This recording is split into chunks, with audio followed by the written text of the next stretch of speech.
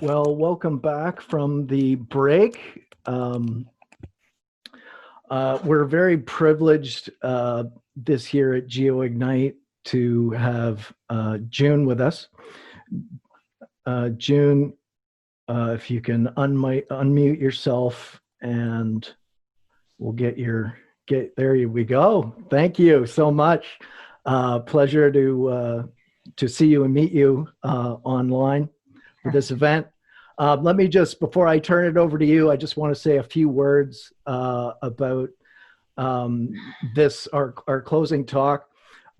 So yes, June is the president and CEO of PCI Geomatics, one of the most important geospatial geomatics companies, not just in Canada, but around the world for the remote sensing software that they've done. I learned the PCI Geomatics software when I was a student. And we've had a great relationship with PCI Geomatics over many years. So June, without any further ado, I will thank you so much for being here. I'll turn it over to you. Thank you, John. I'm just going to share my screen.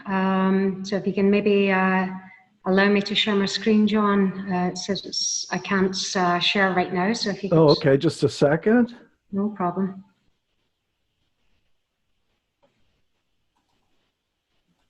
You should be good now.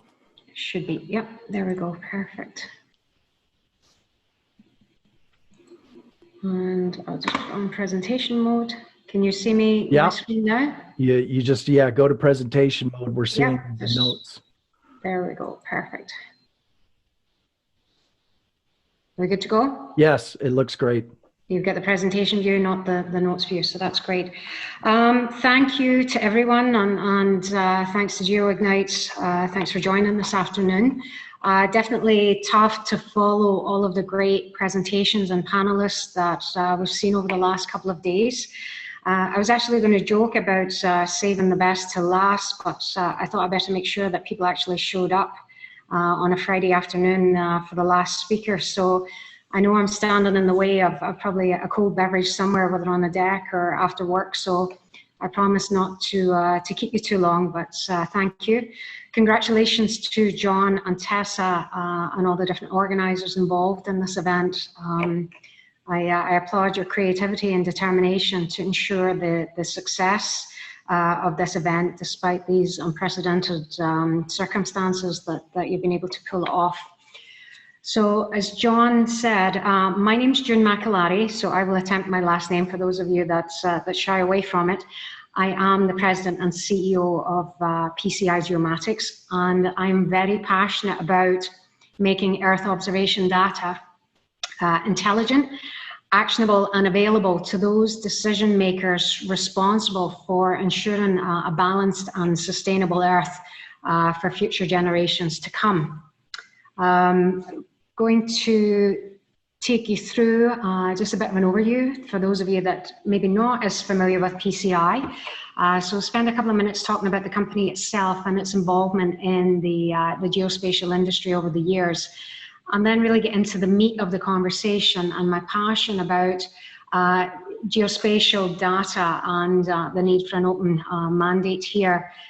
Talk a bit about the technology that's enabling and driving this shift. And how we see at PCI that our data, the ability to disrupt the industries that we are acutely aware of and intimately involved with, and how we continue to advance and evolve their value chains. I'm going to spend a couple of minutes just talking about the application of analytics in leveraging EO data and some of the stories we can share about what we're doing at PCI, and then I'll leave you with some for food for thought, especially those government and industry, how we take this conversation to the next level as we go back to our day jobs on Monday, following this great event that we've had all week. So PCI, for those of you in the Canadian and international geospatial communities, some of you have known PCI, some of you maybe have forgotten about us, and some have yet to be introduced. But PCI is a very small but mighty Canadian force that has been responsible for many of the technical advancements and innovation in the geospatial industry for the last 37 years. So I know some of you weren't even born yet, but this company's been around for a long time. Some or most of you, as John mentioned, have been part of this or are involved with PCI when you were in university. You learned the software there, and you've continued to use the software not only in your role as researchers, in government agencies or in industry, but certainly we've had a tremendous impact across the years. And over those years, we've operated with a mandate to ensure that not only the science, but the data is accessible across the industry value chains and all the different ways that we can leverage it. So in terms of where are we, PCI, we're only just getting started, and I'm going to get into that over the next couple of slides. But as much as we've been around 37 years, I feel now that we're just on the cusp of making some really great headway in many different areas. And I feel that this industry and the players that we've got alongside us, whether that's the government departments and agencies that we work with, but also our partners in the industry, we've got a lot of work ahead of us, and I'm excited about that opportunity. So when I think about PCI, if I have to summarize this slide, and I don't want anybody to panic, don't think for a second I'm going to talk through any of the points on this slide. But just to summarize, we've enabled researchers, commercial clients, government clients to work with RadarSat and the many sensors that are out there to create services, to extract value that has allowed for the creation of new companies. And we've continued to innovate along this, innovate as we've gone on this journey with many of our partners and these government agents out there. And as the new CEO, having joined in March, in preparing for this conversation, it's been really great to learn about the many initiatives and areas that PCI has helped shape and led that we have been involved with. I did want to reciprocate the shout out to Paul Kennedy of MDA. He very graciously spoke highly of PCI yesterday. And I do share the sentiment that as a country and as together, we need to continue to punch above our weight. And I know Eric and Paul also mentioned that we have some of the best talent in the world. Let's not lose sight of that for a second and ensure that we continue to make Canada proud on that world platform. So this is the, I guess this is where you'll really see the passion and where I am excited to lead the charge with PCI. We're just at the point where we are getting started here in terms of what does it mean when we talk about 21st geoscience white space issues. When we listen to the talks from not only Eric Louvier, Eric Liberté, and David Harper, they've only underscored the importance and the need for space-based Earth observation data and the value that can be derived from the processing and the intelligence generated from that data across the value chains.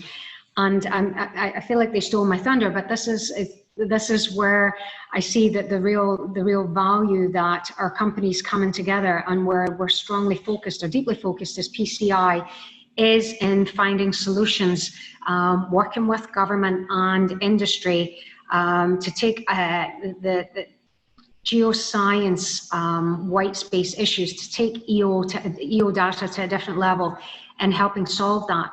But it's only going to happen when we work with public and private investment together to be able to support outcomes that will drive a balanced and sustainable Earth.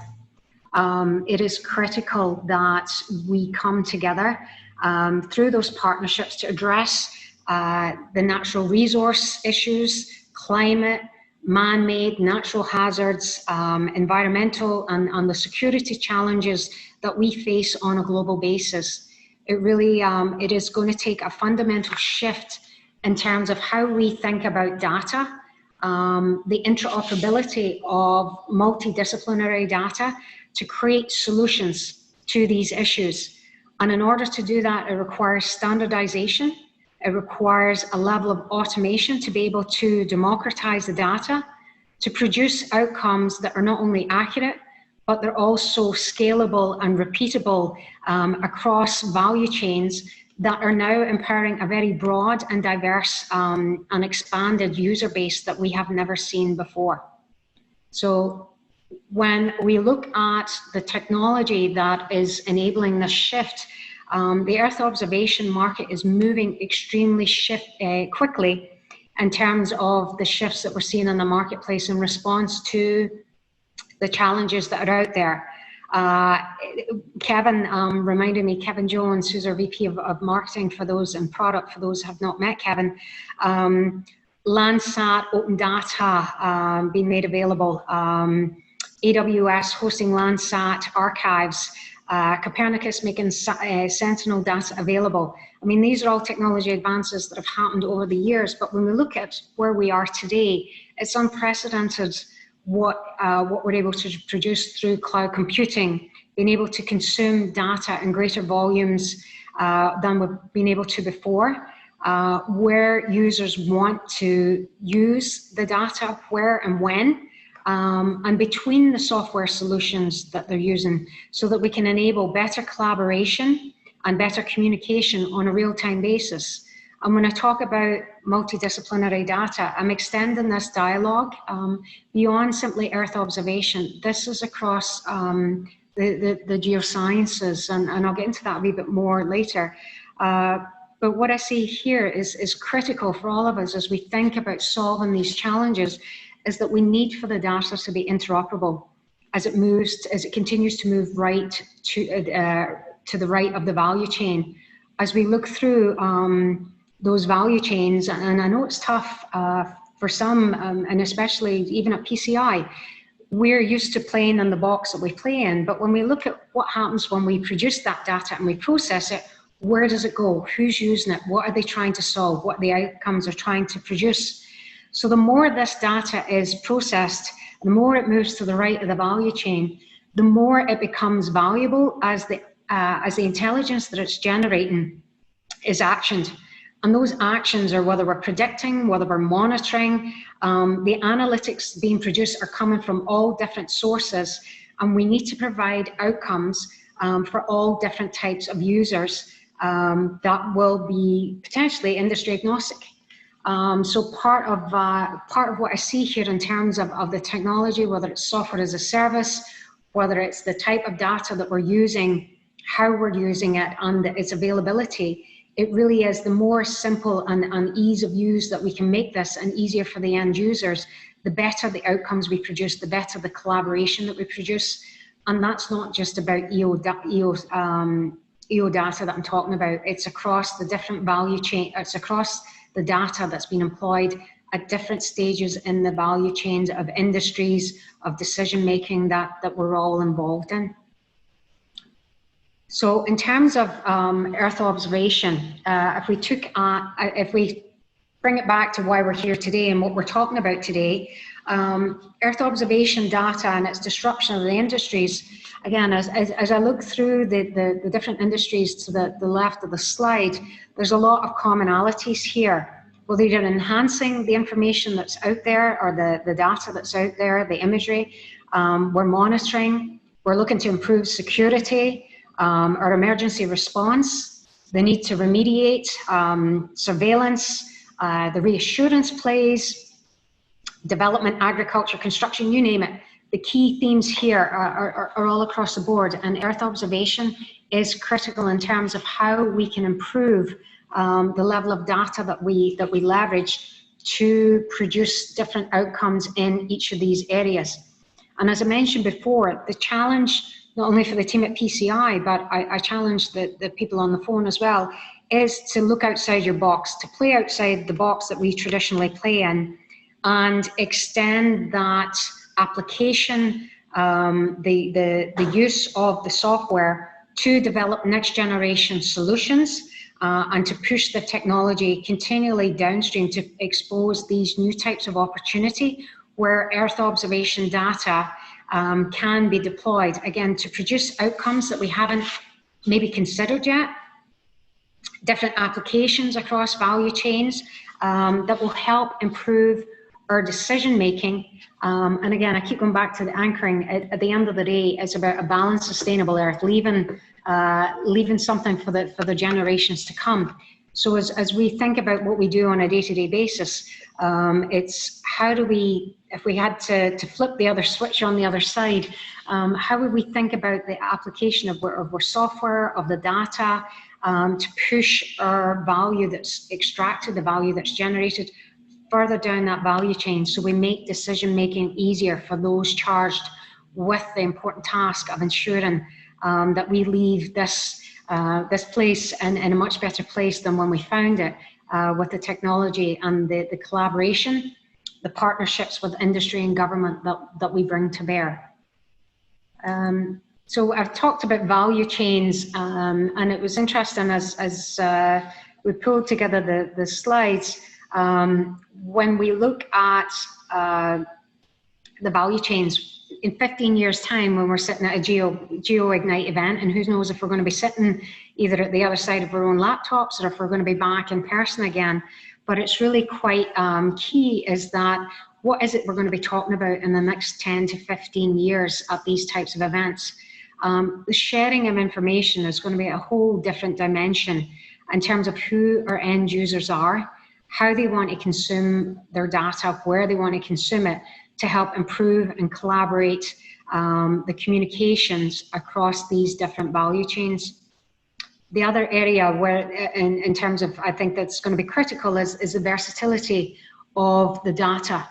So you can see where we are today, but if we look at a multidisciplinary approach, so think about all the geosciences, the geophysics, or the Earth observation, the geospatial, geophysics, geology, geochem, all across the different dimensions, multispectral, multi-sensor, multi-temporal analysis. What is going to be key for here is in terms of the interoperability of the data, to be able to leverage the analytics that we can make use of, is the need for standardization of that data. Another critical component of this is the processing of the data and the leveraging of data cubes and data portals to be able to democratize that data so everybody can have access to the information, so that we make it easier for government and industry investments to happen sooner and easier, so that we all can benefit from it. And when we think about how we visualize the data and the outcome of the models that we have today versus where we go, Kevin gave a good suggestion about, just think about meteorology, where we were, I don't know, however many years ago, in terms of looking at what the weather forecast is versus today.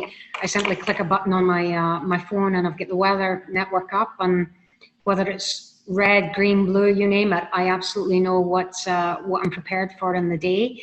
I have the information in my hand, accessible when I want it, how I want it. So it's a challenge really back to us, is how do we take our technology today and get it into that format whereby it doesn't matter the end user, they can take it and make it easily, be able to use it and predict and produce outcomes that are meaningful for them. So I'll leave you with that thought.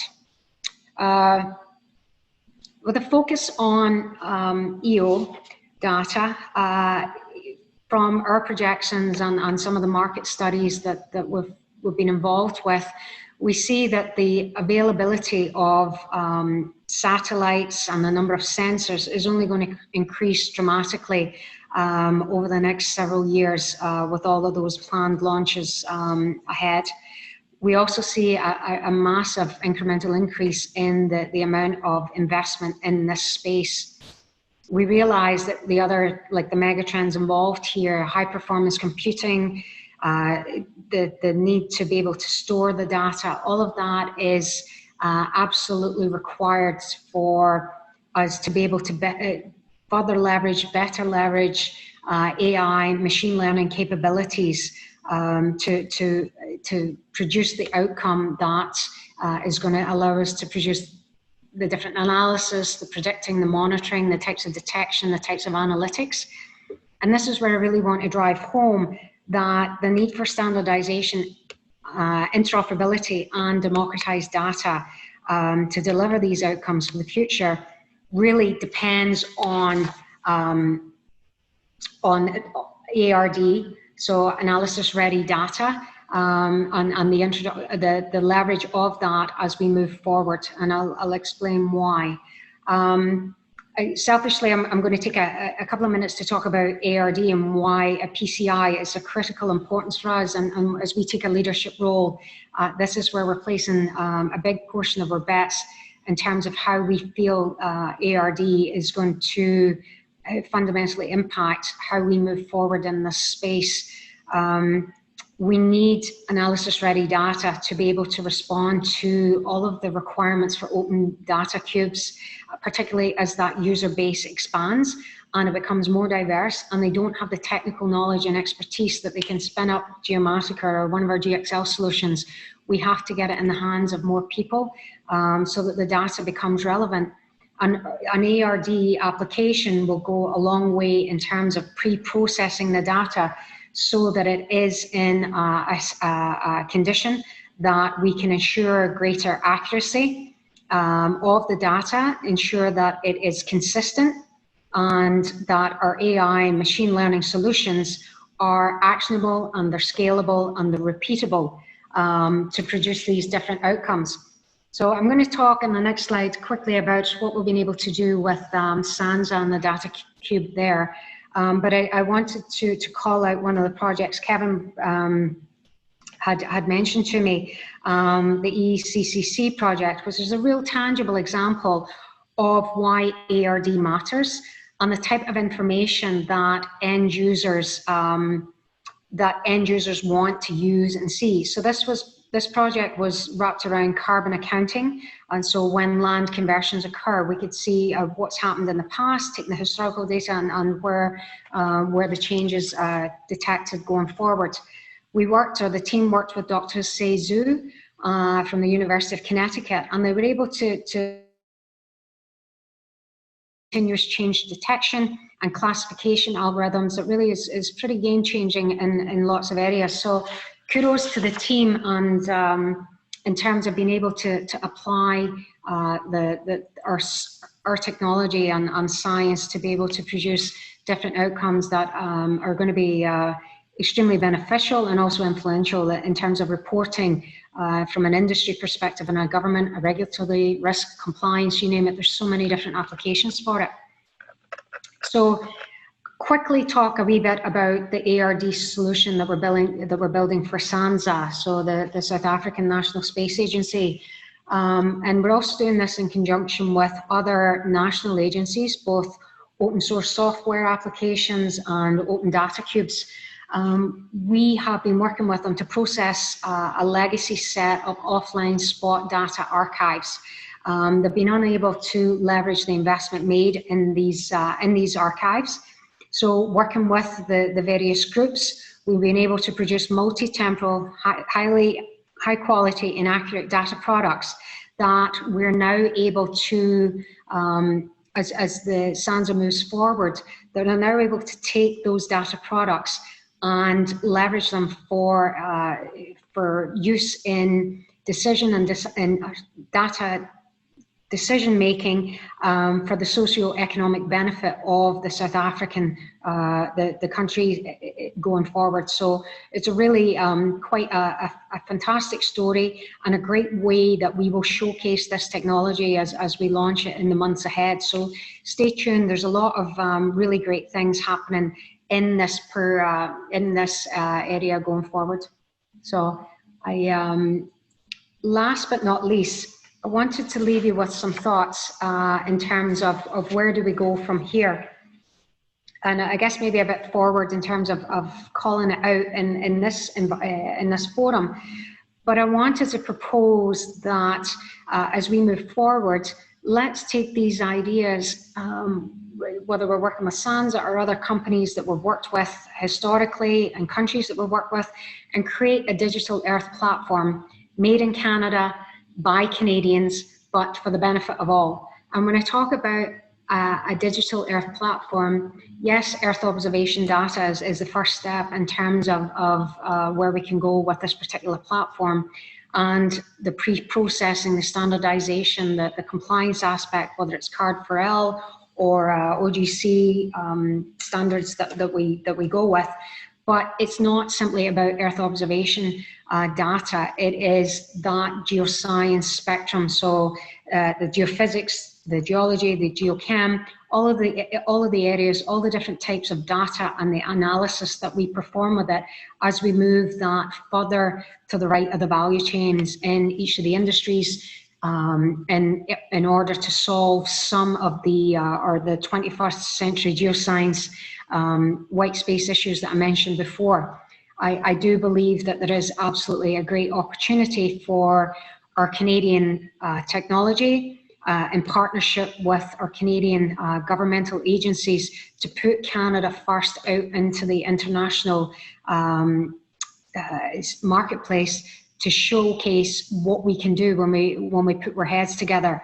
Not only is this platform across all of the geosciences, it's standard compliant, there's the accuracy that we demand and that we need to make the decisions in an accurate and timely basis. And certainly goes a long way to showcase Canada and on the geospatial front.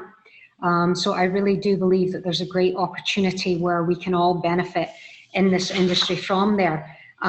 There's a ton of demand for it. There's a ton of reason why this absolutely makes sense right now. And I think definitely time is of the essence. So I guess the challenge and where I leave it with you, it's been a great opportunity to have this one-way conversation with you, but I encourage us all that let's keep this call to action going. It's not just about EO. We start here, but it's bigger than us. We need the mandate and we need the initiatives in place to make this data, our data, available, accessible, so that it benefits all breadth and depth of a user base, and those specifically charged with ensuring that balanced and sustainable Earth for those future generations. So I really appreciate the opportunity to share some of the thoughts from PCI's perspective, and look forward to opening up the floor now for some questions if there's any, and certainly my contact information is there. Don't hesitate for a second to reach out, whether it's through LinkedIn or to give me a call. I'm happy to do so. Okay, John, I'm going to stop sharing my screen and turn it back to you if that's okay. Yeah, no problem. Thank you so much, June. That was just such an insightful look at what we should be doing in Earth observation and Canada. Let me take care of a little housekeeping. So there's a Q&A tool, everybody. So put your questions in the Q&A tool. I see that we've already got a question that's come in from one of the attendees. So let's go to that now. This question is from Fiona Gregory. Would the Digital Earth platform be similar to Google Earth Engine? Kevin, this is your brainchild, so I wonder if I can, I know we'll have more data available in terms of what we would make available through this platform, but it's more on the commercial data side that we would leverage that type of data. And I don't want to steal the thunder from my team. I know that this is Kevin Jones and Arnold's brainchild here in terms of how we propose that. So if you can maybe free up Kevin's mic, I'd love him to take the floor and talk about his vision for this going forward. So yeah, we've turned Kevin's mic on. Great.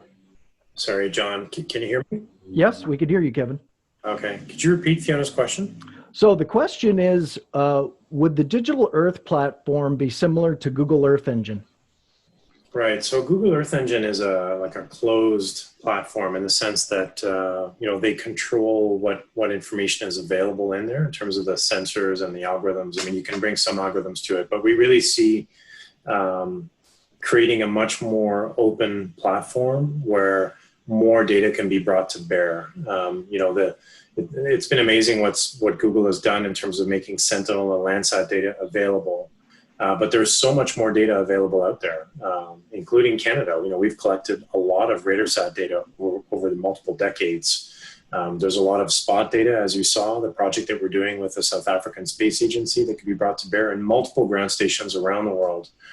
So I think the key difference is that we can bring more data to this type of digital platform. We can also produce actually a higher quality product than is available right now in Google Earth Engine, both in terms of the geometric precision of the data over time, and also the ability to do the radiometric correction over time as well. So the ability to perform all of those changes over time really requires a high quality data product to be available. And that's really what PCI has been doing, taking our deep scientific knowledge and expertise to produce that high quality data that June has been talking about is going to be crucial for AI ML.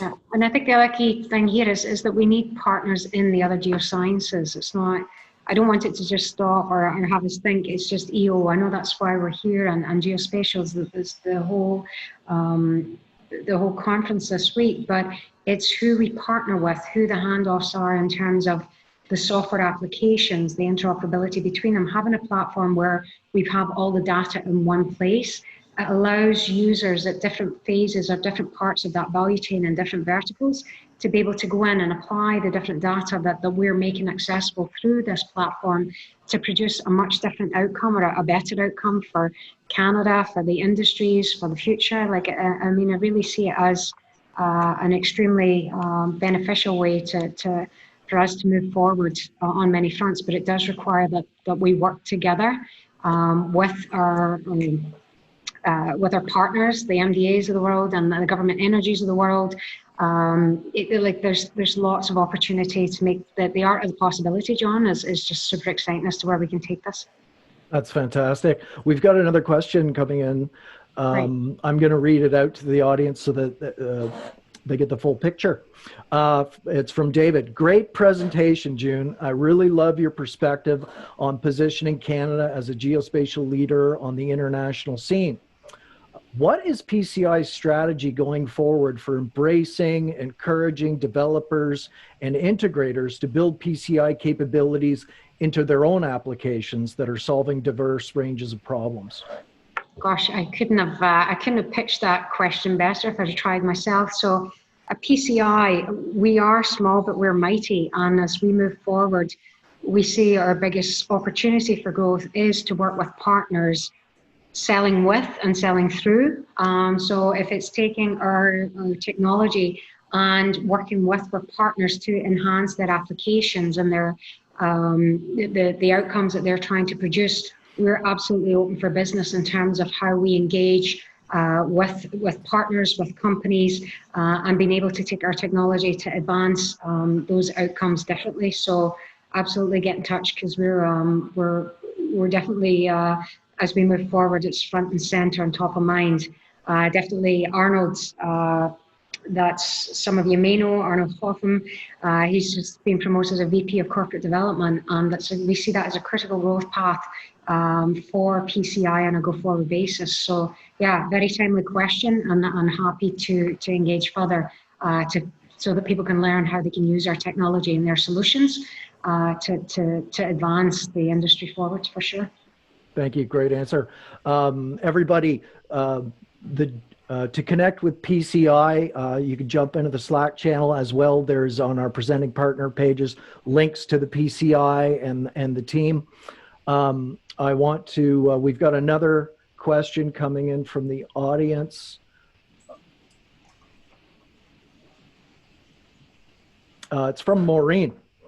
As students develop their MyTax research internships, many find it difficult to find matching corporate sponsorship.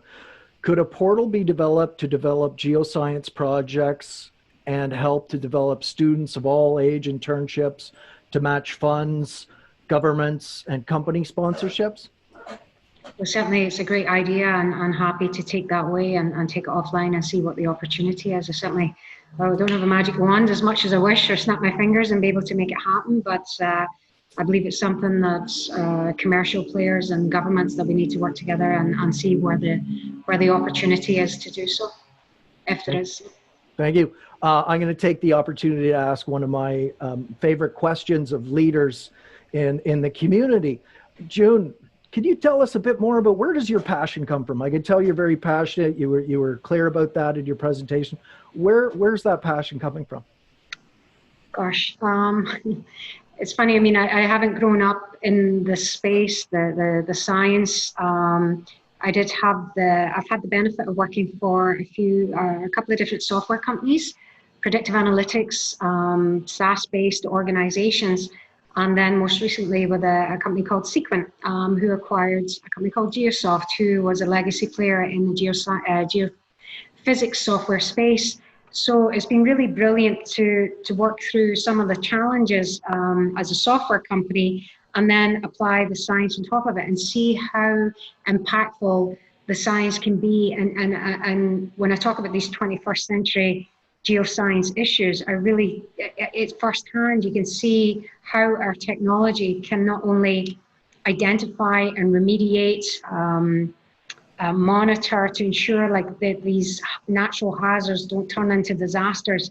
Like we have a role to play, and for me, coming into PCI now, it's bringing the two together and exposing like how much more powerful when we bring the sciences together and we're talking and exposing and have the same outcomes that we want to produce. That's what gets me most fired up and most passionate about where do we take this next, and how, I guess, where we go from this. We're a small company, but it's partnering with the bigger players and partners with software companies and players to the right of us in the value chain. If you look at different industries, to say, what are we missing here? What are we not thinking about? Could we solve this differently? And coming at it together, as opposed to, yeah, he already does it, so that, you know, that it's really, let's solve it together, because these issues, these challenges are too big for one. We're never going to do it on our own, so let's get we're head in the game, park where ego's at the door, and find these solutions together. Well said, very well said. We've got another question coming in from the audience. Lots of big vision ideas here. I'm engaged with IEE standards working groups, working through the CARE principles for Indigenous data governance. So I'm curious about how Digital Earth might incorporate some of these principles. Food for thought, happy to continue the discussion at a later date. It's funny, that I can disclose it, but I just got off a phone call at 11 o'clock pitching a similar idea to an Indigenous community as to how do we take the data that's available for their land mass that they have, and identifying what's available, figure out how we can pre-process it and put it into a data portal so that it's available and accessible for working with government, working with industry for different levels of investment in those Indigenous communities, and align that with the priorities. Is it land reclamation?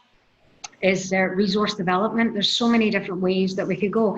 And again, it's a similar story, but I appreciate that it's quite a unique one when it comes to Indigenous communities. So stay tuned. There's going to be some work that PCI is already engaged in that space. And when we know how many communities that are out there, it's quite fascinating as to how big we could take this.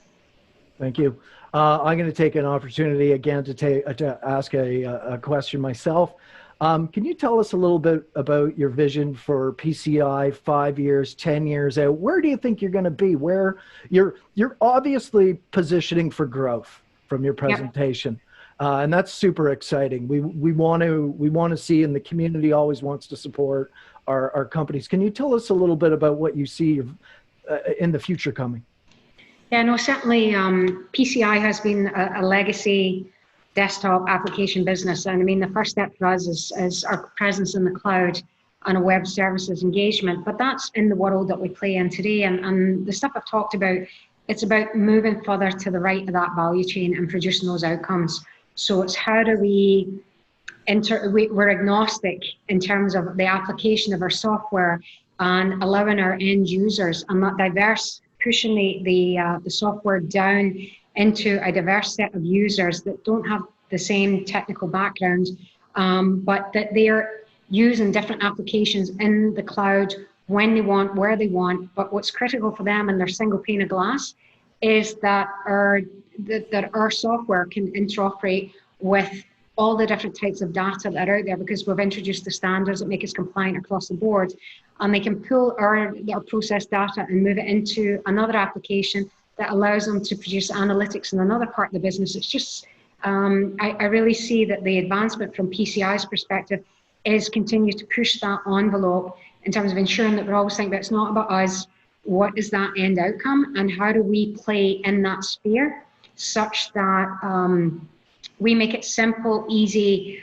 to produce outcomes for a diverse base of users.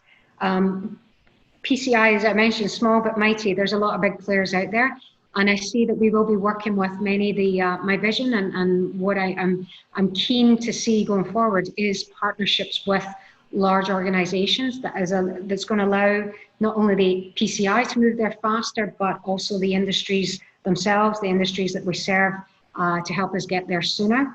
And as a nation, we can, I'd say pat our back, but just be extremely proud of putting Canada, especially MDA, coming back under the flag. I mean, there's so many great things as a nation we can build going forward. So I'm really keen to see in the next 3 to 5 years what we accomplish together. It is a very exciting time in the Earth observation geospatial sector, not just in Canada.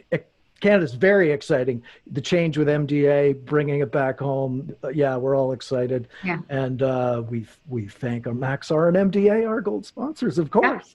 Yeah. We're coming very close to the end of our time. We do have a little bit of time for if anybody's got any more questions, put them in.